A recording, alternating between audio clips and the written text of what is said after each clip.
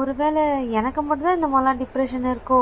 காலையில எந்திரிச்ச உடனே நிலா கூட டைம் ஸ்பெண்ட் பண்ணலான்னு பார்த்தா நிறைய வீட்டு வேலைலாம் இருக்கும். அதனால ஐயோ வீட்டு வேலைலாம் நிறைய சேர்ந்துருச்சு அப்படின்னு நினைச்சு டிப்ரெஸ்ட் ஆவேன். சரி வீட்டு வேலையை பார்க்கலாம், நிலா அப்புறம் பார்த்துக்கலாம் நினைச்சா ஐயோ நிலா கூட டைம் ஸ்பெண்ட் பண்ண முடியலன்னு நினைச்சு டிப்ரெஸ்ட் ஆவேன். சரி பாப்பா பொண்ணு இவ்வளவு நாள் ஆச்சு, வீட்டுல எப்படி சும்மாவே இருக்குமே, கெரியர் எப்படி ஸ்பாயில் பண்றமே அப்படின்னு நினைச்சு ஒரு பக்கம் டிப்ரெஸ்ட் ஆகுது. சரி நம்ம கெரியர் வேஸ்ட் பண்ண வேணாம், நம்ம வேலைக்கு போகலாம் அப்படின்னு சொல்லிட்டு இன்டர்வியூலாம் அட்டன் பண்ணி அப்ளை பண்ணி எல்லாமே முடிச்சு ப்ராசஸ் பண்ணிட்டு இருக்கும்போது ஐயோ நிலா அப்படி பாப்பாவை தனியா விட்டுட்டு நம்ம பாட்டுக்கு வேலைக்கு போறோமே அப்படின்னு நினைச்சு ஒரு பக்கம் டிப்ரெஸ்ட் ஆகுது. வீட்டில் நல்லா சமைச்சு சாப்பிடணும், நல்லா ஃபுல் கட்டு கட்டணும்னு நினைச்சா ஐயோ நிறைய வேலை செய்யணுமே அப்படின்னு நினைச்சு டிப்ரெஸ்ட் ஆகுது. சரி வேலை செய்ய வேண்டாம், கடைக்கு போய் சாப்பிடலாம் அப்படின்னு நினைச்சா ஐயோ காசெல்லாம் இப்படி நம்ம கறியாக்குறமே அப்படின்னு நினைச்சு ஒரு பக்கம் டிப்ரெஸ்ட் ஆகுது. சரி தோசை தானே டக்குன்னு முடிஞ்சிரும் அப்படின்னு நினைச்சா ரொம்ப நேரம் நிக்கணுமே அப்படின்னு நினைச்சு டிப்ரெஸ்ட் ஆகுது. சரி சீக்கிரமா முடிச்சுட்டு வந்து உட்காந்துடலான்னு இட்லி செய்யலாம் நினைச்சா நிறைய பாத்திரம் விளக்கணுமே நினைச்சு டிப்ரெஸ்ட் ஆகுது.